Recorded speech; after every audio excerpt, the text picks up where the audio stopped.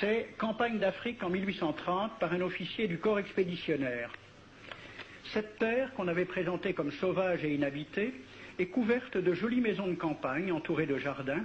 Toutes sont bâties sur des hauteurs dont les mouvements onduleux contrastent tout à fait avec l'aridité des côtes de Provence. La végétation y est superbe, et partout des sources et des courants d'eau fécondent la terre. Les fruits y sont en abondance, un grand nombre d'aqueducs amènent les eaux jusqu'à la capitale. Et le maréchal Bugeaud lui-même.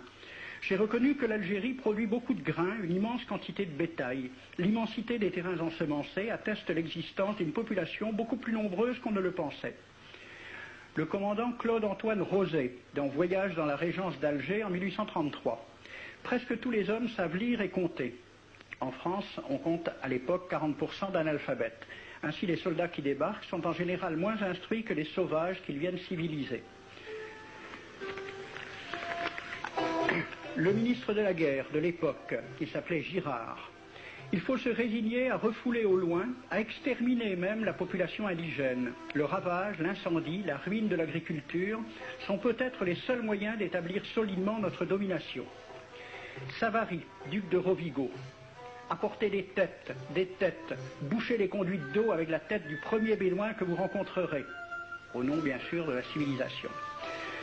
Christian, dans l'Afrique française, un détachement de l'armée parti d'Alger surprend la tribu désarmée des Olifia et massacre sur le champ tous les hommes, femmes, enfants, sans distinction. On parlera de 12 000 morts. Les troupeaux raflés aux Olifia seront vendus au consul du Danemark. Quant au reste du butin, il fut exposé au marché de Babazoun. On y voyait des bracelets de femmes encore attachés à des poignets coupés et des boucles d'oreilles pendant à des lambeaux de chair, au nom de la civilisation. Le colonel François de Montagnac. Selon moi, toutes les populations qui n'acceptent pas nos conditions doivent être rasées. Tout doit être pris, saccagé, sans distinction d'âge et de sexe. L'herbe ne doit plus pousser là où l'armée française a mis le pied.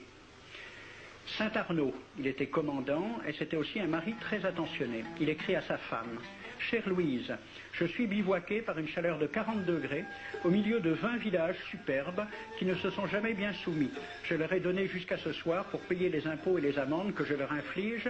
S'ils ne s'exécutent pas, j'enverrai 3 colonnes brûler tout. » En juin 1845, la tribu des Ouled Riha, chassée de ses douars par les détachements incendiaires du colonel Pélissier, se réfugie dans des grottes de montagne.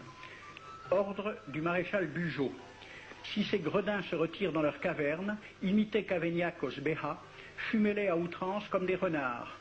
Voici le récit d'un témoin, français bien sûr. Voir au milieu de la nuit, à la faveur de la lune, un corps de troupes françaises occupé à entretenir un feu infernal. Entendre les sourds gémissements des hommes, des femmes, des enfants et des animaux, le craquement des rochers calcinés s'écroulant. Le matin, quand on chercha à dégager l'entrée des cavernes, gisaient des bœufs, des ânes, des moutons. Parmi les animaux, entassés sous eux, on trouvait des hommes, des femmes, des enfants. J'ai vu un homme mort, le genou à terre, la main crispée sur la corne d'un bœuf. Devant lui était une femme tenant son enfant dans ses bras. Cet homme avait été asphyxié au moment où il cherchait à préserver sa famille de la rage de cet animal. On a compté 760 cadavres. Le 8 mai 1845, Saint-Arnaud découvre 500 Algériens qui s'abritent dans une grotte entre Ténès et Mostaganem. Saint-Arnaud ordonne à ses soldats de les emmurer vivants. Il écrit: « Je fais boucher hermétiquement toutes les issues et je fais un vaste cimetière. La terre couvrira à jamais les cadavres de ces fanatiques. » C'est à peu près ce qu'ont dit les Allemands en massacrant le village d'Oradour-sur-Glane. Montagnac, toujours lui, le colonel. Voilà comment il faut faire la guerre aux Arabes. Tuer tous les hommes jusqu'à l'âge de 15 ans. Prendre toutes les femmes et les enfants. Vous me demandez ce que nous faisons des femmes que nous prenons? On en garde quelques-unes comme otages. Les autres sont échangées contre des chevaux et le reste est vendu à l'enchère comme bête de somme. Toujours au nom de la civilisation. Nous rapportons un plein baril d'oreilles récoltées paire à paire sur les prisonniers. Il contient même celle d'un de nos 58 gendarmes morts de maladie. 2 pièces de 100 sous ne sont pas à dédaigner. Le maréchal Soult, ministre de la guerre, répondant à des questions à la Chambre des députés. En Europe, un tel acte serait horrible et détestable. En Afrique, c'est la guerre même. C'est la guerre même, c'est du moins ce que dit le ministre français, mais en face, voici un décret pris par l'émir des Arabes, l'émir Abdelkader. Tout Arabe qui amènera vivant un soldat français recevra pour récompense la somme de 8 douros. Tout Arabe qui aura un Français en sa possession sera tenu de le bien traiter et de le conduire le plus promptement possible, soit devant le califat, soit devant l'émir lui-même. Dans le cas où le prisonnier aurait à se plaindre de mauvais traitements, l'Arabe n'aura droit à aucune récompense. À la lecture de ce décret, question d'un soldat algérien, quelle récompense pour un prisonnier vivant? L'émir répond 8 douros. Et pour une tête coupée, l'émir répond 25 coups de bâton sur la plante des pieds. De quel côté était la civilisation?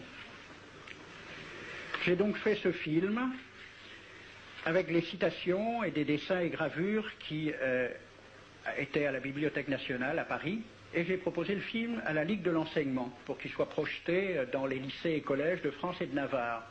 La Ligue de l'enseignement l'a refusé avec cette appréciation.